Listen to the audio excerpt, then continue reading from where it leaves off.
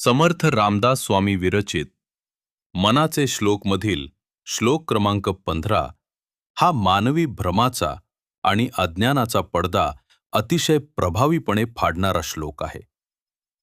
आधीच्या श्लोकात मृत्यूचे वैश्विक सत्य मांडल्यानंतर समर्थ या श्लोकात हे जग डोळ्यांदेखत नश्वर असूनही माणूस स्वतःला अमर समजून कसा वागतो या मानवी मानसिकतेवर बोट ठेवतात.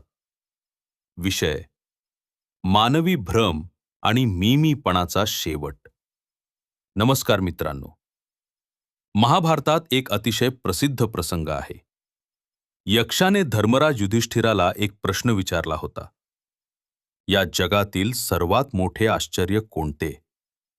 तेव्हा युधिष्ठिराने उत्तर दिले होते, रोज डोळ्यासमोर हजारो जीव मृत्यूच्या मुखात जात आहेत हे पाहूनही उरलेला प्रत्येक माणूस आपण कधीच मरणार नाही अशा भ्रमात जगतो, हेच या जगातील सर्वात मोठे आश्चर्य आहे. युधिष्ठिराच्या याच उत्तराला अत्यंत सोप्या आणि रोकड्या भाषेत समर्थ रामदास स्वामी 15व्या श्लोकात मांडतात.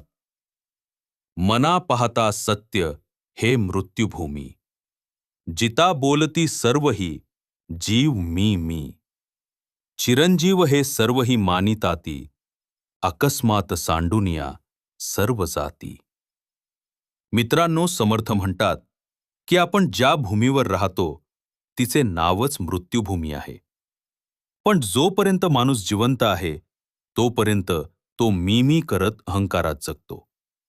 आपण अमर आहोत असं त्याला वाटतं आणि अचानक एक दिवस सगळं काही सोडून त्याला जावं लागतं.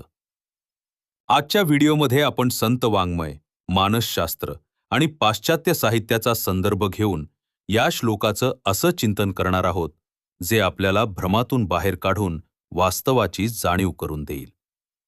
समर्थांच्या या श्लोकातील प्रत्येक शब्द मानवी स्वभावाचं विच्छेदन करतो. मना पाहता सत्य हे मृत्युभूमी आणि जिता बोलती सर्वही जीव मी. समर्थ सुरुवातीला जागे करतात की अरे मना, डोळे उघडून पहा, हे सत्य आहे की ही मृत्युभूमी आहे. इथे जन्मलेल्या प्रत्येकाचा मृत्यू निश्चित आहे. पण गंमत पहा, जोपर्यंत माणसाच्या शरीरात श्वास चालू आहे तोपर्यंत तो मी करतो. हे मी केले, तो माझा शत्रू. माझ्याकडे एवढी संपत्ती आहे, माझ्याशिवाय हे जग चालणार नाही. हा मीपणा माणसाला आंधळा करतो. चिरंजीव हे सर्वही मानिताती आणि अकस्मात सांडुनिया सर्व जाती. माणूस कशा पद्धतीनं जगतो? जणू काही तो इथे चिरंजीव होऊन आला आहे. तो 50 वर्षांचं प्लॅन्स बनवतो, पिढ्यानपिढ्या संपत्ती गोळा करतो. पण काळाचा नियम वेगळा आहे. अकस्मात म्हणजे अचानक, कोणतीही पूर्वसूचना न देता मृत्यूची नोटीस येते आणि राजा असो की रंक, त्याला आपली बँक बॅलन्स, जमीन, सुंदर घर, कुटुंब सगळं काही एका क्षणात सांडुनिया म्हणजेच सोडून जावे लागते. माणसाच्या या मीपणावर आणि भ्रमावर संतांनी अत्यंत कडक शब्दात प्रहार केले आहेत. जगद्गुरू संत तुकाराम महाराज आपल्या एका अभंगात माणसाच्या संपत्तीच्या मोहावर म्हणतात, जो जोडीला धनसंचय, तो येथुनी सांडूनी जाय. तुम्ही कितीही धन कमवा, शेवटी ते इथेच सोडून जावे लागते. मग अहंकार कशाचा करता? तसेच संत कबीरदास माणसाच्या मीपणावर उपरोधानं म्हणतात, कबीरा गर्व ना कीजिय, कबहना हासिये कोय, अजहु कश्ती समंद में ना जाने का होय. कधीही स्वतःवर गर्व करू नका, कारण तुमची जीवनरूपी होडी अजूनही समुद्रात आहे. कधी काय होईल आणि कधी काळ झडप घालेल हे सांगता येत नाही. संस्कृत साहित्यात माणसाच्या या चिरंजीव असण्याच्या भ्रमावर एक अप्रतिम सुभाषित आहे.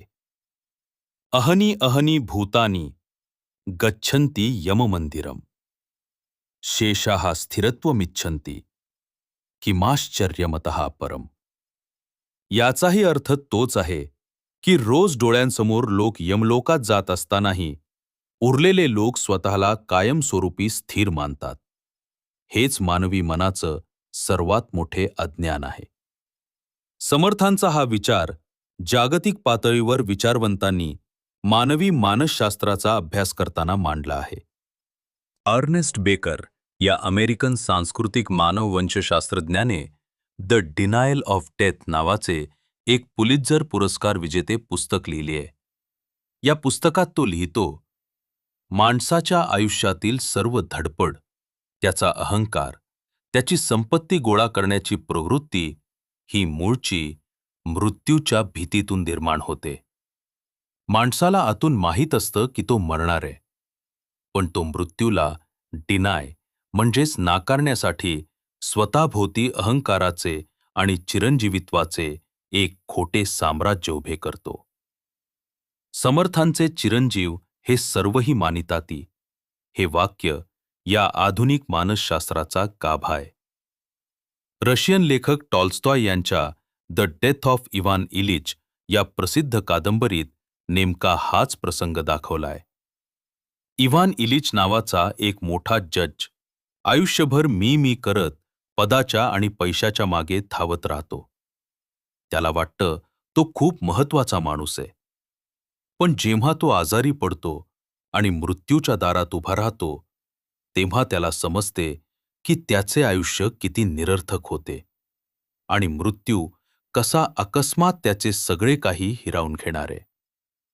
मराठी साहित्यातील प्रसिद्ध समीक्षक आणि व्याख्याते प्राध्यापक शिवाजीराव भोसले यांच्या जागर या ग्रंथमालेचा किंवा त्यांच्या व्याख्यानांचा संदर्भ घेतला तर मनाच्या श्लोकांमधील ही रोकडखाई स्पष्ट होते. समर्थ रामदास स्वामी इथे मानवी अहंकाराची हवा काढून घेतात. समीक्षकांच्या मते समर्थांनी वापरलेला अकस्मात हा शब्द खूप महत्वाचा आहे. कोरोना काळ असो, भूकंपासारखी नैसर्गिक आपत्ती असो किंवा अचानक आलेला कार्डियाक अरेस्ट असो, माणसाला निसर्गानं वारंवार दाखवून दिलीये की त्याचे मी करणं किती पोकळ आहे. समर्थ आपल्याला नकारात्मक बनवत नाहीत, तर ते आपल्याला ग्राउंडेड, नम्र बनवतात. तर मित्रांनो, समर्थ रामदास स्वामींचा हा 15वा श्लोक ऐकल्यानंतर आपण आपल्या दैनंदिन जीवनात काय बदल केला पाहिजे? हा श्लोक आपल्याला 2 गोष्टी शिकवतो. एक गोष्ट म्हणजे अहंकार सोडा. आपण इथे कायमचे राहणार नाही आहोत. त्यामुळे पदाचा, पैशाचा किंवा ज्ञानाचा मीपणाचा गर्व सोडून द्या. माणसांशी प्रेमानं वागा. आणि दुसरी गोष्ट, सत्कर्म करा. जर अकस्मात सगळं सोडून जायचंच आहे, तर जाताना लोक आपल्याला आपल्या चांगल्या कर्मांमुळे लक्षात ठेवतील असे आयुष्य जगा. माणूस जन्माला येतो तेव्हा लोक हसतात आणि तो रडतो. पण जाताना असं कार्य करून जावं की जग रडेल आणि आपण हसत हसत निरोप घेऊ. तुम्हाला समर्थांचा हा मृत्यूभूमी आणि मीपणाचा विचार कसा वाटला? तुमच्या मनात या श्लोकानं काय प्रकाश टाकला? कमेंट्समध्ये तुमचे विचार नक्की लिहा. व्हिडिओ आवडला असल्यास नक्की लाईक करा. तुमच्या कुटुंबियांना आणि मित्रांना हा विचार शेअर करा आणि आमच्या चॅनलला सबस्क्राईब करायला विसरू नका. जय जय रघुवीर समर्थ.